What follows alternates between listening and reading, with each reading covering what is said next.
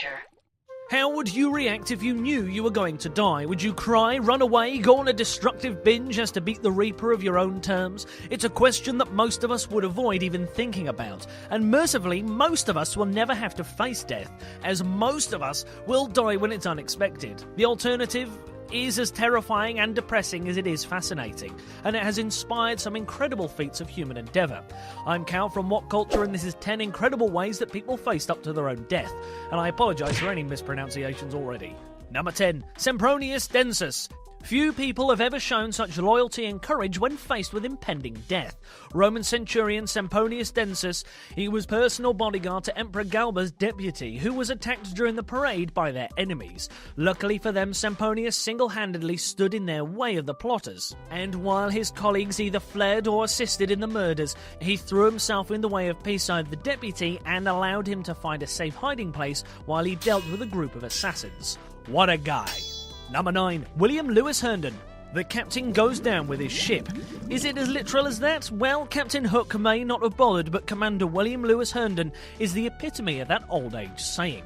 While he was commanding the SS Central America in September 1857, the 3-day hurricane struck off the coast of North Carolina. The ship was hit hard, sinking fast, and recognizing the ship was doomed, Herndon helped 152 women and children onto lifeboats before he even helped himself.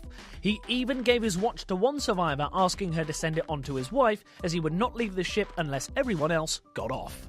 Number 8. Dian Wei. Dian Wei was one of the most feared military officers in the late Eastern Han dynasty, renowned for his strength in carrying around 2 huge axe-like weapons to kill his enemies. Serving under the warlord Cao Cao, Wei was killed during the Battle of Wancheng, while heroically covering the leader's escape from the enemy's forces, along with just 12 of his men who all died. Undeterred from being alone, Wei charged at the enemy forces, killed 2 with his bare hands, and fought on fiercely despite mortal wounds. Number 7. Benjamin Guggenheim.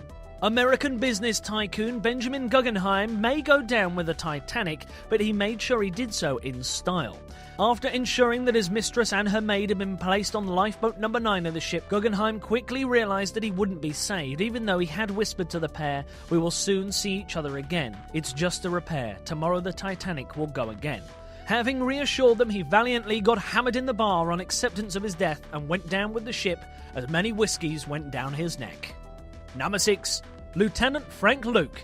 United States Army Air Service Lieutenant Frank Luke met his untimely death while fighting the enemy above France in 1918.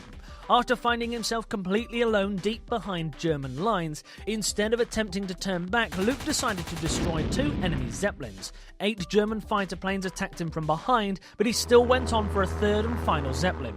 He was shot down after taking out 6 further enemy fighters, and even after he crash-landed, he continued to shoot at Germans with a mere hand pistol as he died rather than surrendering. Number 5. King Aegeus III. Often we think of monarchs as selfish pantomime villains ruling with detachment, but King Aegeus III of Sparta proved that he was anything but that, while dying in battle in order to save his own men. While fighting a losing battle, knowing a defeat and certain death for his entire army was close, Aegeus attempted to gain time for his surviving soldiers to withdraw by bravely fighting until the bitter end. Number 4. Michel Ney.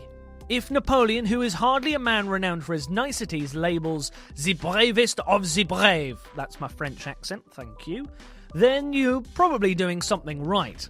A man who fought bravely during Napoleonic Wars, Ney was arrested and captured when his leader was defeated, dethroned and captured in 1815. Ney was tried for treason and refused to stand trial at a Prussian court, instead being found guilty in Paris in December, sentenced to death by firing squad. Ney was granted one last wish, which he used to ask for control of his own execution. He called for the firing squad to pull the trigger. Number 3. Thomas A. Baker. During a particularly bloody campaign during World War II, Baker's group were attacked from 3 sides by close to 5,000 Japanese soldiers, and the sergeant was gravely wounded. He refused to withdraw, however, instead insisting he remained with his fellow soldiers until his ammunition ran out, and later refused to be carried. He was left propped against a tree with a pistol and 8 rounds, all of which found a Japanese soldier before he died. Number 2. The giant Norse axeman at Stamford Bridge. Everyone associates 1066 with the Battle of Hastings, but there was a battle that preceded at Stamford Bridge. Although the British eventually claimed victory, the battle went down in folklore due to the actions of one giant Norse axeman in particular. Likely armed with a Dane axe, the huge warrior stood in the middle of the bridge crossing the River Derwent.